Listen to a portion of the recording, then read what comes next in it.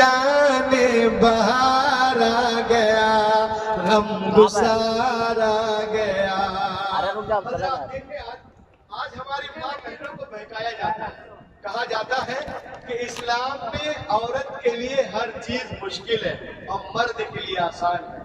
اور آج کل ہماری عورتیں بھی کوئی ایک موبائل لڑکیاں بھی جو اسکول کالج میں پڑھتی ہے، اسلامی لائن کو جانتی نہیں، کسی عالمہ مبلغہ سے کوئی رابطہ ہی نہیں ہے، وہ بھی کوئی موبائل دے دیا اچھل کے ادھر، ایک انگوٹھی میں اچھل کے ادھر، کچھ اور مل گیا ادھر، ایک میموز میں اچھل کے ادھر، ایک سموسے میں اچھل کے ادھر چلی جاتی۔ حیرت کی بات ہے، آپ توحید کو قبول کیے ہیں ہوش کے ساتھ، تو شرک اور توحید کو ایک پلے میں کیسے رکھ دیا آپ نے؟ آئیے میں آپ کو بتاتا ہوں۔ جو لوگ ہماری ماں بہنوں کو بہکاتے ہیں کہ اسلام میں ہر چیز عورت کے لیے مشکل، مرد کے لیے آسان، میں کہتا ہوں الٹا ہے، ہر چیز مرد کے لیے مشکل ہے، عورت کے لیے آسان۔ 12 دن سے ہم پریشان ہیں، ہمارے گھر میں تو آرام سے خودک رہی ہے، کبھی ادھر کبھی ادھر کبھی وہاں، فون کرتی یہ نہیں ہے تو یہ بتاتا ہوں، اور میں بھوکا پیاسا دوڑ رہا ہوں۔ سارے پروگرام والے ایسے نہیں ہوتے ہیں کہ شاندار گھر اور یہ کھانا اور 10 ہی بجے لے آئے، اللہ سب کو اس کا جزا دے۔ بہت جگہ بہت ساری پریشانیاں ہوتی ہیں، یہ بھاڑ یہ وہ، تو بہت ساری پریشانیاں مردوں کے لیے، عورتوں کے لیے صرف 4 کام ہیں۔ کتنے ہیں؟ فرض نماز، فرض روزے، عزت کی حفاظت اور شوہر کی اطاعت۔ چوتھی گولی کڑوی ہے، ماشاءاللہ، الا من رحم ربی، اگر آپ اس پہ عمل کر لیے تو جنت کے جس دروازے سے چاہے آپ جا سکتے ہیں۔ بتائیے، باقی سب کچھ تو ہمیں کرنا ہے، لیکن لوگ بتاتے ہیں کہ مرد کے لیے ہر کام آسان ہے، عورتوں کے لیے مشکل ہے۔ ہماری ماں بہنوں کو بتاتے ہیں اسلام اینڈ وومن، اسلام میں عورتوں کا کوئی مقام نہیں۔ سب سے پہلے میں اپنی کوئی بات نہیں کروں گا، ساری تقریر جو میں کر رہا ہوں کہ غیروں نے حضور کے بارے میں کیا کہا۔ دیکھیں، ایک کتاب ہے میرے ہاتھ میں جس کا نام ہے The Life and Teaching of Prophet Muhammad صلی اللہ علیہ وسلم۔ لکھنے والے ایک عورت ہے جس کا نام اینی بیسن، یہ مسلم نہیں غیر مسلمہ ہے۔ یہ حضور کے بارے میں کیا کہتی ہے سنیں، کب کہتی ہے؟ 1932 میں۔ It is impossible for anyone who studied the life and the character of the great prophet of Arabia۔ وہ کہتی ہے کہ جو کوئی محمد عربی کی سیرت کو پڑھے گا وہ ان کا مرید ہو جائے گا۔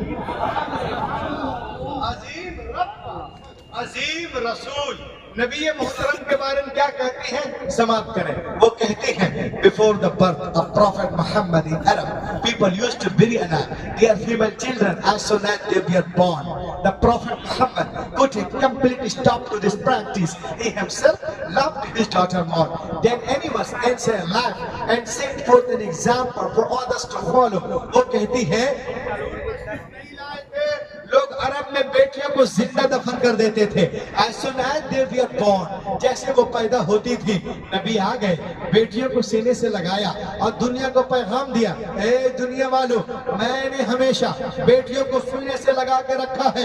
دنیا کا ہر باپ اپنی اپنی بیٹیوں کو سینے سے لگا کے رکھے۔ پیغمبر کے قول نے دنیا کی فضا میں ایسی گونج پیدا کی کہ دنیا میں تمام قوموں اور مذاہب نے فرمان رسول کے سامنے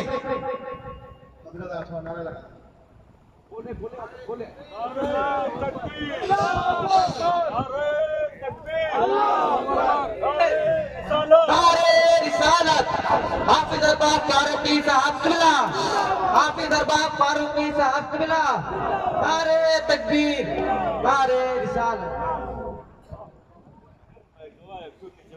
خطیب الہند حضرت علامہ قاری ارباب احمد صاحب قبلہ تشریف لے آئے ہیں۔ اب آپ کا دھیان کدھر ہے؟ آپ کا ہیرو ادھر ہے، ادھر دیکھیں۔ Before the birth of Prophet Muhammad in Arab, people used to bury alive their female children as soon as they were born. The Prophet Muhammad put a complete stop to this practice. He himself loved his daughter more than anyone else in life and set forth an example for others to follow. وہ کہتی ہے حضور نہیں آئے تھے، لوگ عرب میں بیٹیوں کو زندہ دفن کر رہے تھے۔ یہ کہتی ہے سنو، میں اور حقوق نسواں پر پوری دنیا میں کام کر رہی ہوں۔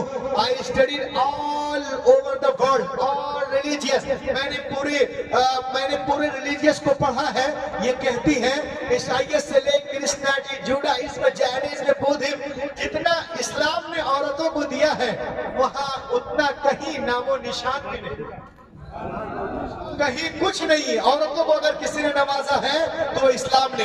حضور جب تشریف نہیں لائے تھے تو کوئی کہہ رہا تھا عورت جو ہے شر کی بیٹی ہے، کوئی کہہ رہا تھا عورت جو ہے شیطان کی بیٹی ہے، کوئی کہہ رہا تھا عورت چرچ نہیں جا سکتی، گرجا گھر نہیں جا سکتی، انجیل مقدس کو نہیں چھو سکتی، بائبل کو نہیں چھو سکتی. کہیں سر مونڈا جا رہا تھا، کہیں آبادی سے باہر نکالا جا رہا تھا، کہیں دفنایا جا رہا تھا، کہیں ڈائن تھی وہ شوہر کے مرنے کے بعد اپنے پتی کے گھر میں، وہ منحوس تھی بھائی کے گھر میں، وہ مصیبت تھی باپ کے گھر میں. اور ایران کے اندر ایک قانون تھا، عورت اور دولت دونوں کو مصیبتوں کا جال سمجھتے تھے.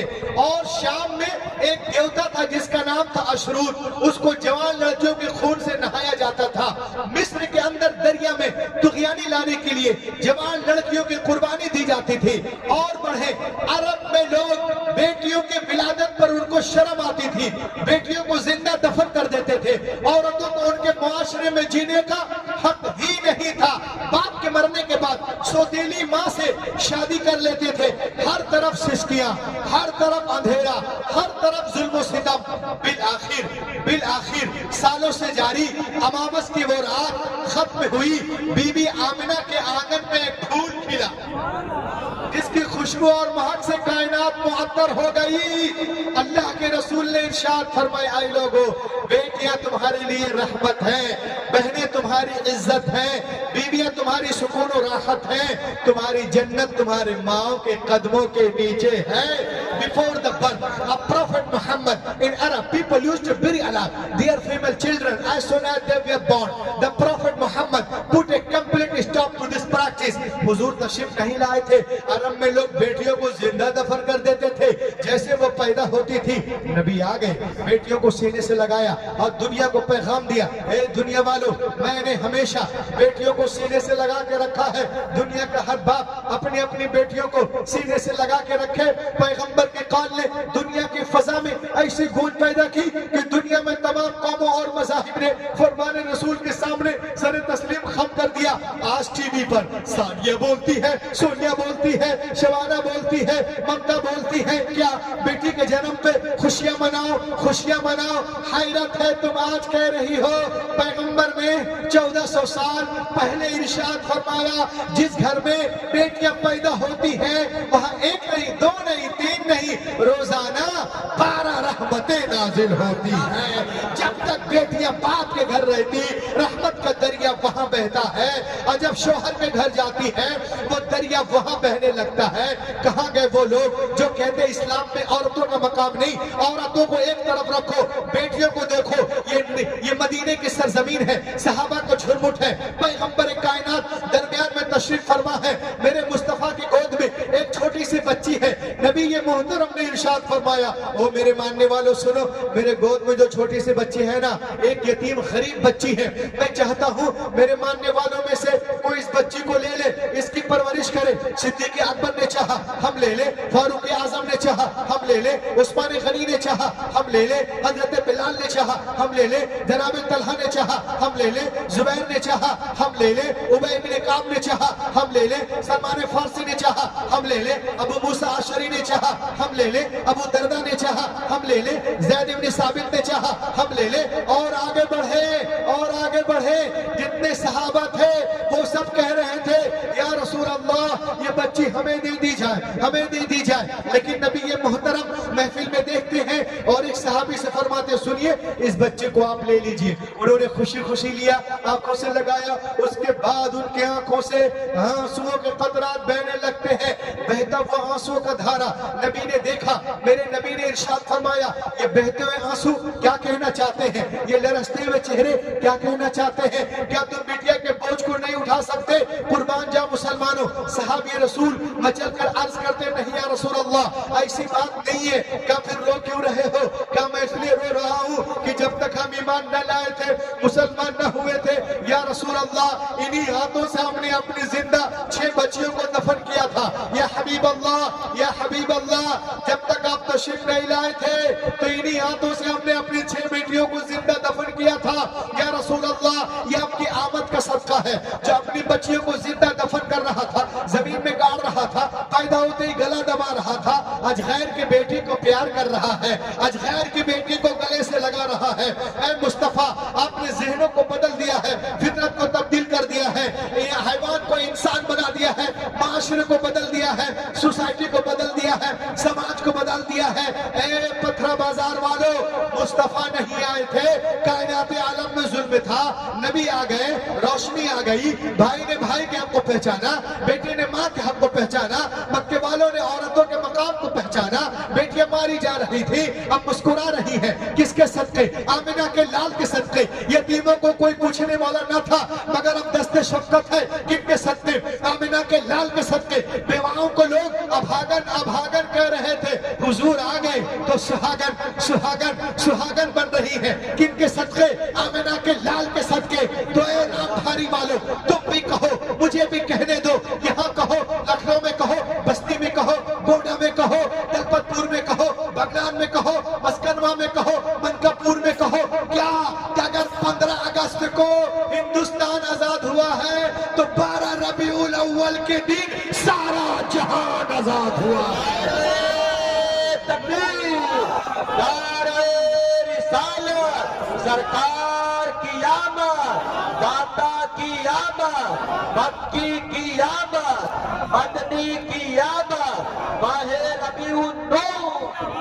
15 اگست کو اگر لوگوں کے جسم آزاد ہوئے ہیں تو 12 ربیع الاول شریف کی صبح صادق کے وقت جسم ہی نہیں واللہ روحیں آزاد ہوئی ہیں، آتمائیں آزاد ہوئی ہیں مصطفیٰ کے صدقے۔ سبحان اللہ، سبحان اللہ، سبحان اللہ، یا رسول اللہ۔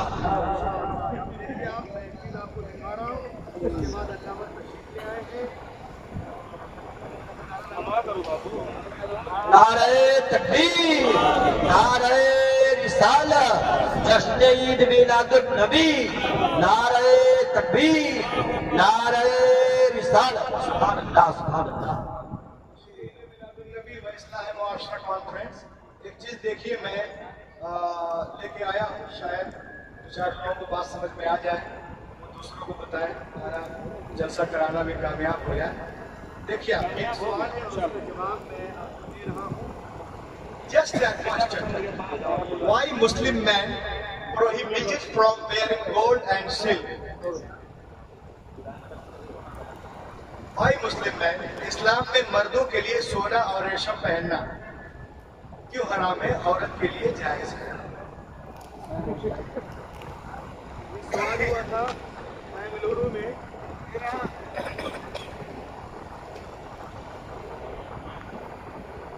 سنن ابن ماجہ کتاب اللباس، باب لبس الحریر والذهب للنساء۔ اللہ کے رسول ایک روز منبر شریف میں جلوہ گر ہوئے، اور سے سنیے گا، منبر شریف میں جلوہ گر ہوئے، ان کے ایک ہاتھ میں سونا اور ایک ہاتھ میں ریشم کا ٹکڑا تھا۔ اللہ کے رسول منبر شریف پر جلوہ گر ہوئے اور ہاتھوں کو اٹھا کر ارشاد فرمایا، ختما من الذهب وحمل قطعة من الحرير قال هذان حرام على ذكور امتي وحلال على نسائها۔ یہ دونوں چیزیں میری امت کے مردوں کے لیے حرام ہے اور عورتوں کے لیے جائز ہے۔ استثناء عبد الرحمن بن عوف وزبير بن عوام رضي الله تعالى عنه، سمح له النبي أن يلبس الحرير لأنه كان مريضا بحساسية من كل نوع من القماش فأعطاه النبي الرخصة۔ حضرت عبد الرحمن بن عوف اور زبیر بن عوام کو چھوڑ کر، کیونکہ انہیں ہر طرح کے کپڑوں سے الرجی تھی، تو اللہ کے نبی نے انہیں ریشم پہننے کی اجازت دی۔ ابھی تو تاج الشریعہ نبی کے بارگاہ میں عرض کرتے ہیں، جہاں بانی عطا کر دے، سبحان اللہ، سبحان اللہ، جہاں بانی عطا کر دے، بھری جنت عطا کر دے، جہاں بانی عطا کر دے، بھری جنت عطا کر دے، نبی مختار گل ہے جس کو جو چاہے عطا کر دے. نبی مختار گل ہے جس کو جو چاہے. سبحان اللہ. مسلم شریف کی حدیث ہے، حضرت عبداللہ ابن عباس اس کے راوی. ایک شخص مسجد میں آیا، ایک نوجوان، اس کے ہاتھ میں سونے کی انگوٹھی تھی. جو لوگ سونا پہنتے ہیں وہ سن لیں، سونے کی انگوٹھی تھی. نبی محترم صلی اللہ علیہ وسلم نے ارشاد فرمایا، اے نوجوان، کیا تو پسند کرے گا بروز قیامت تیرے ہاتھ لوگ آگ کی انگوٹھی پہنائی جائے؟ اس نے عرض کیا، یا رسول اللہ نہیں. آپ نے فرمایا اتار کر پھینک دو. اس نے نکالا اور اتار کر پھینک دو. اسے کہتے ہیں اطاعت. بولیے. بعد میں صحابی رسول تشریف لائے، کہے نوجوان اٹھا لو، گھر میں عورتوں کو دے دینا. تو وہ عرض کرتا ہے رسول اللہ نے پھینکنے کو کہا، خدا کی قسم میں نہیں میں نہیں اٹھاؤں گا.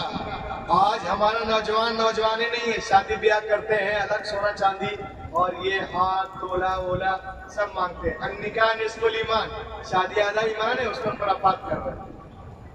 اتنا ہی نہیں ہے، آج ہمارا نوجوان کیا کیا کر رہا ہے میں آپ کو دکھانا چاہتا ہوں. دیکھ لیں آج سونا چاندی کے علاوہ لوگ کیا کیا پہن رہے ہیں. دیکھیے یہ دیکھیں. ابھی تیرا مذہب میں کیا کھانا ہے، کیا پینا ہے، نہیں پینا ہے، کچھ بھی کھا لے گا. ہر چیز کھانے کی ہے کیا؟ آپ کے پاس اگر BMW کار ہو، اب پیٹرول ختم ہو جائے عبد الرحمان بھائی، تو کسی کے گھر سے جا کے پیٹرول لیں گے کہ اتھینٹک پیٹرول پمپ سے لیں گے؟ اگر موٹر سائیکل ہے تو کہیں سے بھی لے لیں گے. کھیت جوتنے والا ہے تو کہیں سے بھی لے لیں گے، ہے نا. لیکن اگر BMW کار ہے، فارچونر ہے، تو کہیں سے بھی پیٹرول لے لو گے، جا کے وہاں سے لو گے. اگر ہوائی جہاز ہے تو اس سے بھی شاندار پیٹرول. اگر اس پہ وہ بیٹھ رہا ہے تو اس کے لیے الگ پیٹرول. ہاں، تو ہر چیز کھانے کی نہیں ہے، جس کو چاہو کھا لو. تو جس طرح ہر چیز، انسان کا کھانا الگ ہے، جانور کا الگ. اب جانور کو ہٹا دے تو انسانوں کو الگ ہے، مسلمان کا الگ. مسلمانوں کا تو مسلمان کا کھانا الگ ہے، مومن کا کھانا الگ. ہر چیز نہیں کھا لو گے، کچھ ملے سب کھا لیں. ایسا نہیں ہے، جہاں چاہے وہاں پیٹرول نہیں لے سکتے ہیں، وہ کیسے کھول سکتے جو چاہے. اب دیکھیں ہمارے یہاں ہوتا کیا ہے، شادی بیاہ کی. بھائی میں کہاں تھا، میں تو بھٹک گیا. کہاں پہ تھے بھائی؟ ہاں، آج ہمارے نوجوان جو ہیں کیا کیا پہن رہتے ہیں، کچھ بھی پہن لے رہے. اب بتا یہ پہنے ہوا ہے. اب یہاں مفتی حضرات یہاں تشریف رکھتے ہیں، سونے کے چین. اور بیٹا دکھائے گا شادی کے دوسرے دن، دیکھو حرام کا اوپر جو ہے یہ کر رہے ہیں. یہ سونے کے چین ہے. کچھ لوگ یہ سونے کی انگوٹھی تو ضرور پہنتے ہیں، یہ تو منگنیے میں مل جاتا ہے. 3-4 تو ملے گا، دکھائے گا. اور کچھ نہ ملے تو 10 دن کے لیے بمبئی چلے جائیں. عبد الرحمان بھائی کی بات الگ ہے، ماشاءاللہ راستے میں نماز کرتے آئے. آپ یقین مانیں، جی میں آ رہا تھا کہ میں آپ کے ہاتھ کو چھو. میں نے ڈرائیور بہت دیکھا تو بس ایک سے تقریر کرنا، اتنا فکر مند آدمی نہیں دیکھا 100 مرتبہ نماز کا نام لیا. بس اسی لیے میں جو ہے پانی ہو رہا تھا شرم سے. اللہ آپ کو سلامت رکھے، سب کو توفیق دے کسی طرح نماز کی فکر کریں. ورنہ بمبئی جاتے ہیں لوگ تو اس کو تو ضرور پہن کے آئیں. اور جب اسٹیشن پہ اتریں گے وہاں بستی میں تو لوکل ڈبے میں رہیں گے. اب باہر نکلیں گے اس کو پہنیں گے اور ایسے چلیں گے جیسے بیت المقدس یہ پہنا اور یہ پہنے ہوا ہے. اب یہاں پر مفتیان کرام تشریف رکھتے ہیں. اگر یہ سب پہنے ہوئے ہو اور یہ انگوٹھی دیکھ رہے 4.5 ماشے سے کچھ کم، ایک کی جگہ 2 انگوٹھی پہنیں گے تو میں بھی چلا جاؤں گا. آج کل بہت سارے بابا لوگ ایک انگوٹھی یہاں، 4 یہاں، ایک تو یہاں، 5 کمر میں پہنے رہتے ہیں. ایک جگہ پروگرام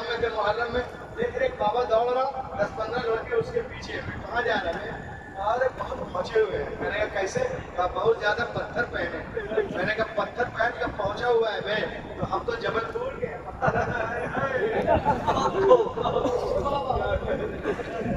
पत्थर पत्थर पहनने से तो बाबा होता है, शरीयत मुस्तफा को जो सीने से लगा ले उसे बाबा कहना है, सुन्नत रसूल को जो आंखों पे रखे उसे कहते हैं। समझे? तो ये सब पहने हुए हैं। अगर कोई नौजवान ये सब पहने हुआ है और नमाज पढ़ रहा है, पूरी नमाज गई आपकी, जितने साल अड़े कड़े पहन के नमाज पढ़े, जितने महीने, वो सब उतारिए। उतारने के बाद में तब इआदा करेंगे। ये नहीं कि पहन के इआदा करेंगे तो कुछ नहीं होगा।